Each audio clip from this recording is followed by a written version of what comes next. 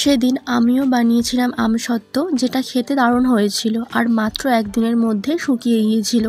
কিভাবে করলাম সেটা জানার জন্য পুরো ভিডিওটা দেখার অনুরোধ রইল। নমস্কার সবাইকে, আমার চ্যানেল বঙ্গভোজনালয়ে আপনাদের সকলকে স্বাগত।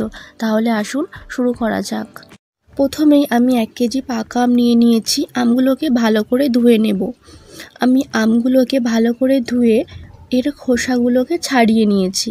এবার হাতের সাহায্যে আমের শাঁসগুলোকে বের করে নেব। আর আমের আটিগুলো থেকেও শাঁসটাকে ভালো করে বের করে নিয়ে আটিটাকে ফেলে দেব।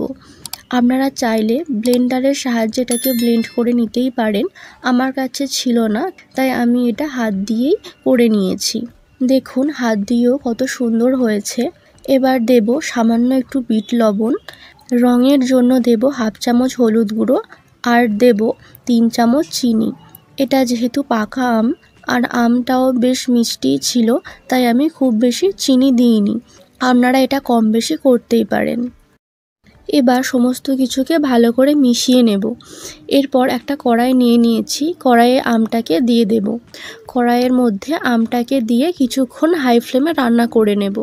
7 মিনিট পর দেখুন আমটা অনেকটা গাঢ় হয়ে এসেছে আর কড়াই থেকে ছেড়ে যাচ্ছে। এবার এটাকে নামিয়ে নেব। অন্যদিকে একটা স্টিলের থালায় তেল মাখিয়ে নিয়ে আমটাকে দিয়ে দেব।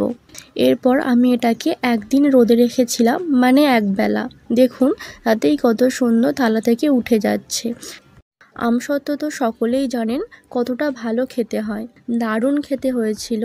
অবশ্যই একবার এইভাবে বানিয়ে দেখবেন। কথা দিচ্ছি ঠকবেন না। পুরো ভিডিওটা দেখার জন্য অসংখ্য ধন্যবাদ। আর ভিডিওটি ভালো লাগলে একটা লাইক, কমেন্ট আর আমার চ্যানেলটা সাবস্ক্রাইব করে পাশে থাকবেন।